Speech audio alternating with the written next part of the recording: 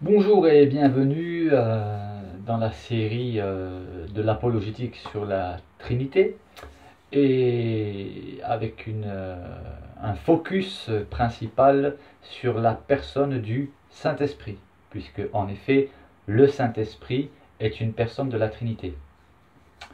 D'ailleurs, un moyen tout simple, mais alors d'une simplicité tout à fait extraordinaire, de mettre dans l'embarras et d'amener au silence, mais alors illico presto, ceux qui sont anti-trinitaires, c'est de leur dire donc tu ne crois pas à la Trinité. Mais non, c'est inventé, c'est pas biblique, c'est n'importe quoi, c'est une innovation, hein, c'est des allégations, extrapolations, d'accord, ok. Donc, nous croyons que le Saint-Esprit est Dieu, donc tu dis que le Saint-Esprit n'est pas Dieu. Ben non, d'accord, pas de souci. Alors, il suffit simplement de poser la question. Si le Saint-Esprit n'est pas une personne de la Trinité, je suis tout oui pour que vous m'expliquiez qui est le Saint-Esprit.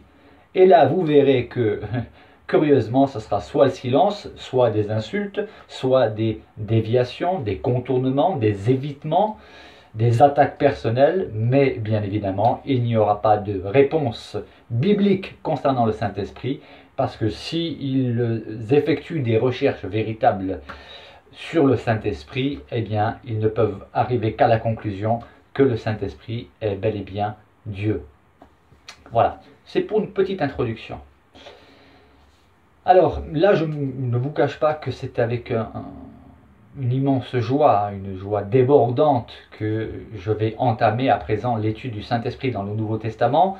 J'étais déjà réjoui de faire cette étude et il fallait la faire du Saint-Esprit dans l'Ancien Testament, mais nous allons voir que dans le Nouveau Testament, c'est l'explosion d'arguments bibliques en ce qui concerne la divinité du Saint-Esprit. C'est vraiment extraordinaire. Et donc nous allons commencer avec l'expression l'Esprit de Dieu dans le Nouveau Testament. Alors nous trouvons 13 fois la mention l'Esprit de Dieu dans le Nouveau Testament. Et nous allons commencer tout de suite avec l'Évangile de Matthieu, au chapitre 3, verset 16, où nous pouvons lire ce qui suit. Dès que Jésus eut été baptisé, il sortit de l'eau. Et voici, il va se passer quelque chose d'extraordinaire. Les cieux s'ouvrirent et il vit l'Esprit de Dieu descendre comme une colombe et venir sur lui. Mais qui est donc cet Esprit de Dieu qui est descendu sur Jésus en prenant l'apparence d'une colombe? Nous allons avancer dans l'étude.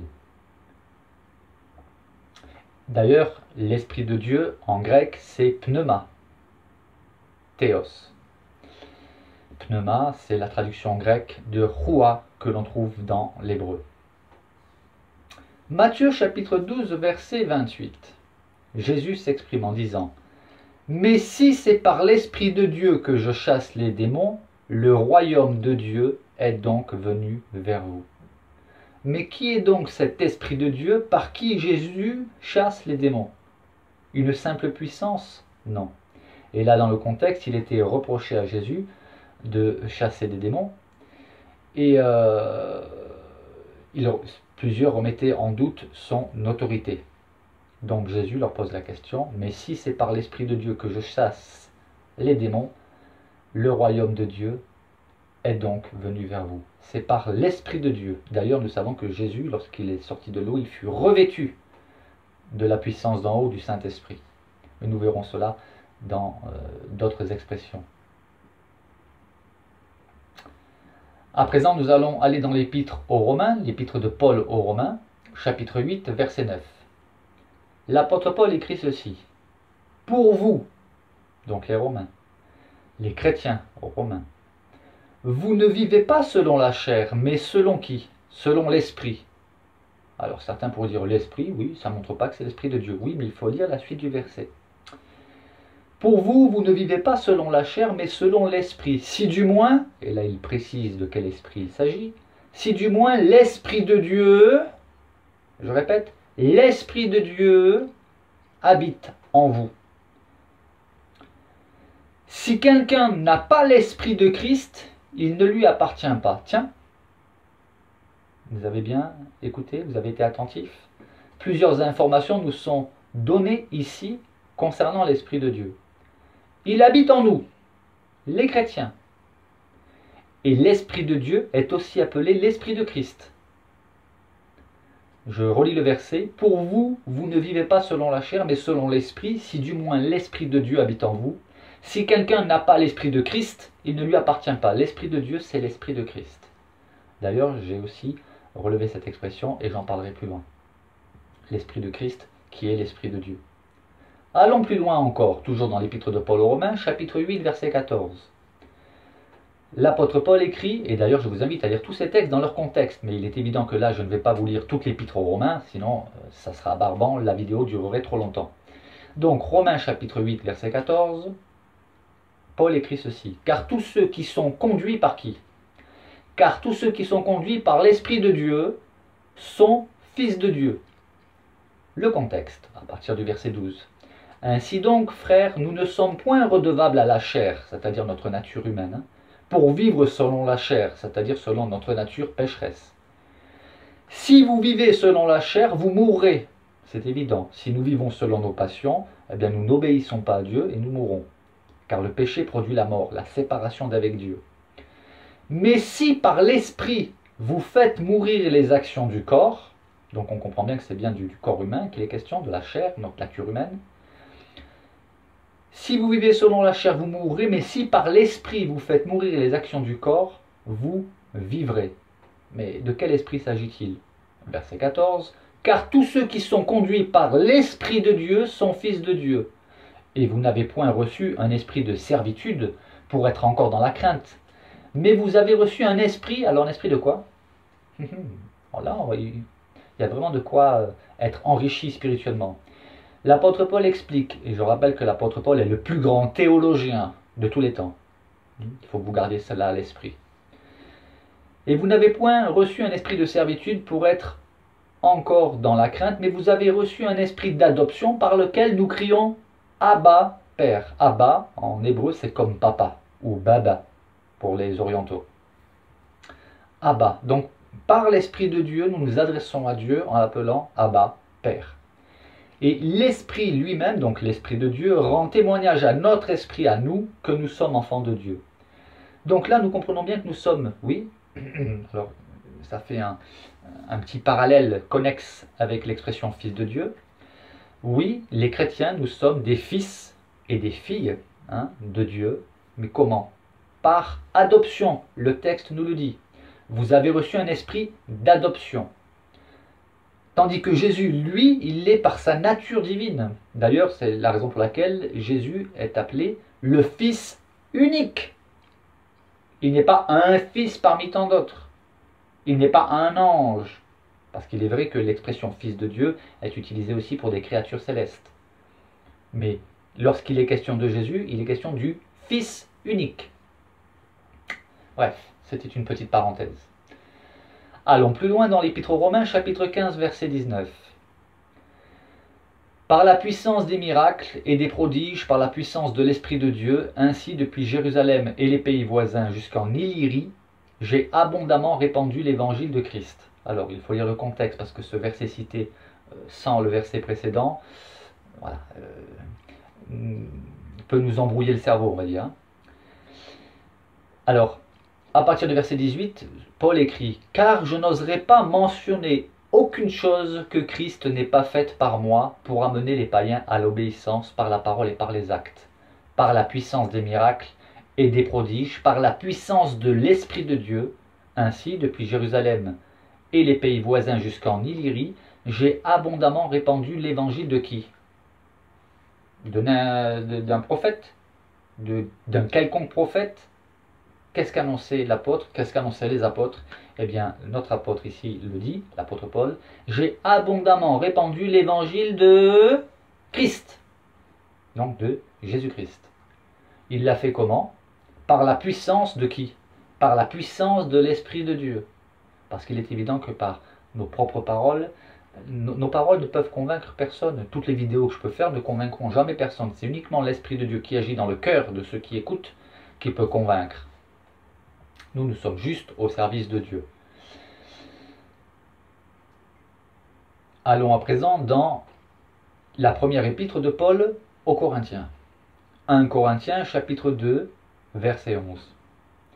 L'apôtre Paul écrit « Qui donc, parmi des hommes, connaît les choses de l'homme, si ce n'est l'esprit de l'homme qui est en lui?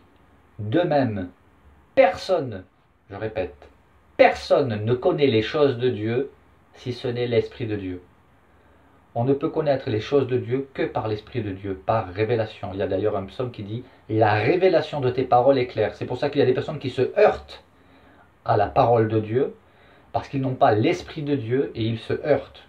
Comme les pharisiens se heurtaient, comme l'apôtre Paul lui-même avant sa conversion se heurtait. Il avait une très grande connaissance, mais il ne comprenait pas le sens spirituel de la Bible, du message biblique.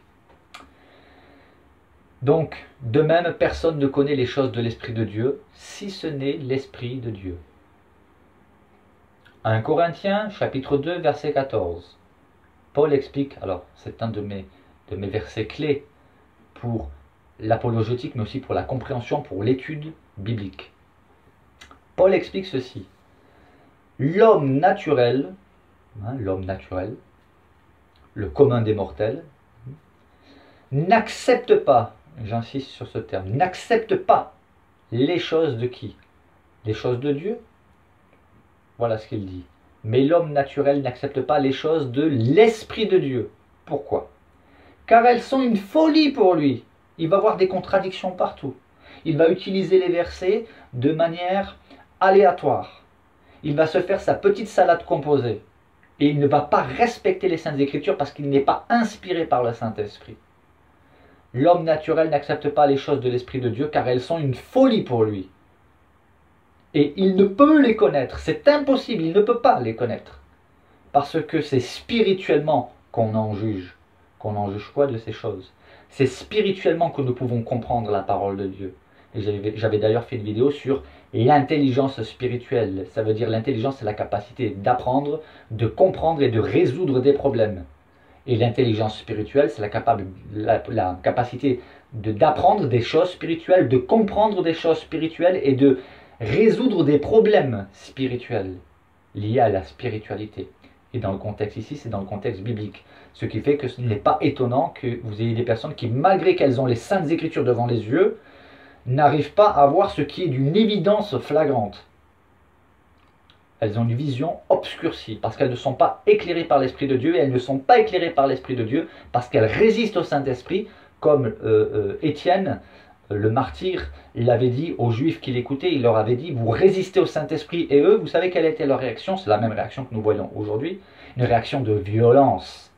Alors aujourd'hui, ici en France, on ne va pas jusqu'à se faire lapider, mais l'Étienne s'est fait lapider, parce que voyez-vous, le problème qu'il y a, c'est lorsque vous dites à certaines personnes les vérités bibliques, et qu'elles n'ont pas d'argument, eh bien elles sont remplies de rage, de haine, et elles vous haïssent, et si elles pouvaient vous taper dessus, elles vous taperaient dessus. Si elles pouvaient vous lapider, elles vous lapideraient. Alors à défaut de vous lapider avec des pierres, elles vous lapident avec des mots. Voilà pour la petite parenthèse. Mais le verset est clair. L'homme naturel n'accepte pas les choses de qui? De l'Esprit de Dieu, car elles sont une folie pour lui. Et c'est vrai que lorsque nous parlons de l'Évangile, de la Trinité, lorsque nous parlons de la divinité de Jésus-Christ, du sacrifice de Jésus-Christ, eh bien pour beaucoup de personnes c'est une folie, voire même un scandale. Normal, elles n'ont pas l'Esprit de Dieu. Et elles n'ont pas l'Esprit de Dieu parce qu'elles ne sont pas humbles, parce qu'il faut venir avec humilité devant Dieu. Dieu résiste aux orgueilleux, nous dit la parole de Dieu, mais il fait grâce aux humbles. Allons plus loin, première épître aux Corinthiens, chapitre 3, verset 16. Il écrit aux Corinthiens, l'apôtre Paul, et pourtant les Corinthiens n'étaient pas des super chrétiens, cependant ils étaient ce que Paul leur dit qu'ils étaient. Ne savez-vous pas que vous êtes le temple de Dieu et que l'Esprit de Dieu habite en vous? Alors pour ceux qui veulent dire que l'Esprit est juste une puissance, l'Esprit est un ange, ça ne tient pas. L'Esprit de Dieu habite en nous. Un ange ne peut pas habiter en nous, ni un prophète, ni aucune autre créature. C'est l'Esprit de Dieu. Et nous allons voir au fur et à mesure que nous allons avancer, je l'avais déjà démontré dans l'Ancien Testament, que l'Esprit parle, donc une puissance impersonnelle ne parle pas. on peut attrister l'Esprit de Dieu. Une puissance impersonnelle n'est pas attristée, c'est une personne qui est attristée. Mais nous y reviendrons plus tard.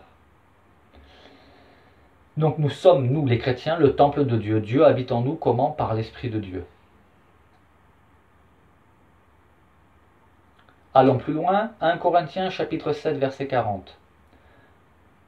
Voici ce que Paul explique. Elle est plus heureuse néanmoins si elle demeure comme elle est, suivant mon avis. Et moi aussi je crois avoir l'Esprit de Dieu. Alors le verset qui précède, donc c'est le verset 39, donc 1 Corinthiens chapitre 7 versets 39 et 40. Une femme est liée aussi longtemps que son mari est vivant, mais si le mari meurt, elle est libre de se marier avec qui elle veut, seulement que ce soit dans le Seigneur. Ça veut dire avec quelqu'un qui partage la même foi qu'elle. Pourquoi? Par sectarisme? Non. Parce que déjà, la vie de couple, de manière classique, même pour des incroyants, c'est pas facile, mais si en plus ça, vous vous mariez, vous êtes croyant, vous vous mariez avec une personne qui ne croit pas, ça ne facilitera pas les choses, même si il y a des exceptions qui confirment la règle. Mais la volonté de Dieu, c'est que nous nous marions avec une personne qui partage la même foi que nous. Donc, il dit, une femme est liée aussi longtemps que son mari est vivant, mais si le mari meurt, elle est libre de se marier avec qui elle veut, seulement que ce soit dans le Seigneur.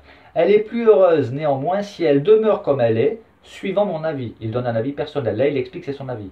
Et il dit, et moi aussi je crois avoir l'Esprit de Dieu. Et quand on dit je crois, ce n'est pas comme nous le comprenons aujourd'hui dans le sens du doute.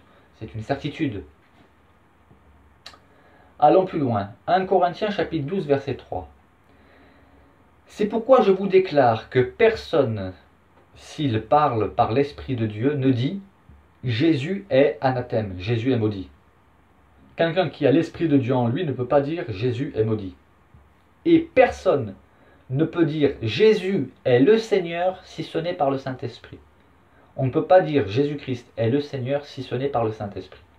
Alors une question, pouvez-vous dire que Jésus est Seigneur? Attention, parce que j'en entends déjà qui vont dire oui, on peut dire que Jésus était un Seigneur. Non, c'est pas un Seigneur, c'est le Seigneur. La différence, il ne faut pas s'arrêter simplement au mot Seigneur. Il faut prendre le terme complet. C'est pas un Seigneur, parce qu'un roi peut être appelé un Seigneur. Mais Jésus-Christ est appelé le Seigneur. Nuance. Le lien est clairement défini ici entre l'Esprit de Dieu et le Saint-Esprit. Pour ceux qui auraient des doutes. Je vous répète le verset, c'est pourquoi je vous déclare que personne, s'il parle par l'Esprit de Dieu, ne dit Jésus est anathème, et que personne ne peut dire Jésus est le Seigneur si ce n'est par le Saint-Esprit. Donc l'Esprit de Dieu, le Saint-Esprit. Le lien est clairement défini entre l'Esprit de Dieu et le Saint-Esprit, pour ceux qui auraient des doutes. Allons plus loin, épître de Paul aux Philippiens, chapitre 3, verset 3, où il explique « Car les circoncis, c'est nous, qui rendons à Dieu notre culte par, comment? Les œuvres de la chair? Non, par l'Esprit de Dieu. C'est nous qui nous glorifions en Jésus-Christ et qui ne mettons point notre confiance en la chair. Comment rendez-vous votre culte à Dieu? Vous? Par l'Esprit de Dieu? Si vous répondez oui, alors je vous pose la question, mais savez-vous au moins qui est l'Esprit de Dieu?